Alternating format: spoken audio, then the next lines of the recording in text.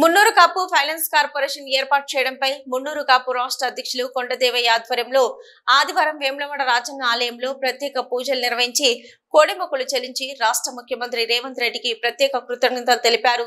అనంతరం పట్టణ మున్నూరు నిత్యాన్నదాన శాస్త్రంలో మున్నూరు కాపు ఫైనాన్స్ కార్పొరేషన్ విధి విధానాలపై మున్నూరు కాపు రాష్ట్ర నాయకులతో సమావేశాన్ని ఏర్పాటు చేశారు. ఈ సందర్భంగా కొండదేవయ్య మాట్లాడుతూ మున్నూరు కాపుల ఆర్థిక బలోపేతానికి ప్రభుత్వం ప్రత్యేక కార్పొరేషన్ ఏర్పాటు చేయడం అభినందనీయమని అన్నారు. పేద మున్నూరు కాపు కులస్తుల కోసం కార్పొరేషన్ ఏర్పాటు చేసిన రాష్ట్ర ముఖ్యమంత్రికి కృతజ్ఞతలు తెలిపారు.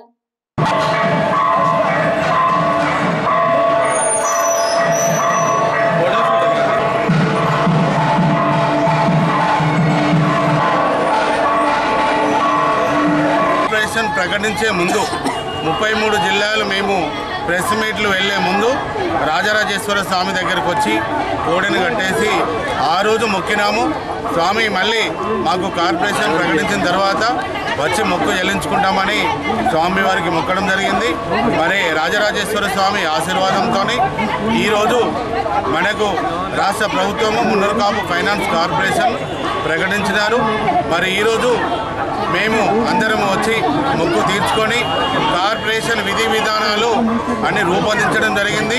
దాన్ని ఆమోదించడం కోసం వేములవాడ రాజరాజేశ్వరి మున్నూరు కాపు సత్ర భవనంలో ఒక ముఖ్య సమావేశం ఏర్పాటు చేయడం జరిగింది.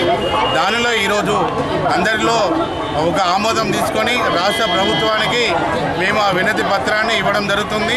ఈరోజు ఈ కార్యక్రమానికి ముఖ్య అతిథిగా మన ఆది శ్రీనివాస్ గారు ప్రభుత్వ వీపు వేములవాడ శాసనసభ్యులు మున్నూరు కాపు ముద్దుబిడ్డకు ఫస్ట్ మొదటిగా ఇచ్చి తర్వాత బీసీ శాఖ మంత్రివర్యులు పొన్నం ప్రభాకర్ గౌడ్ గారికి మరి మన ఏదైతే మన మేనిఫెస్టో కమిటీలో ఉన్న దుద్దుల శ్రీధర్బాబు గారు అసెంబ్లీలో మొట్టమొదటిసారిగా మన కులం గురించి మాట్లాడినారు.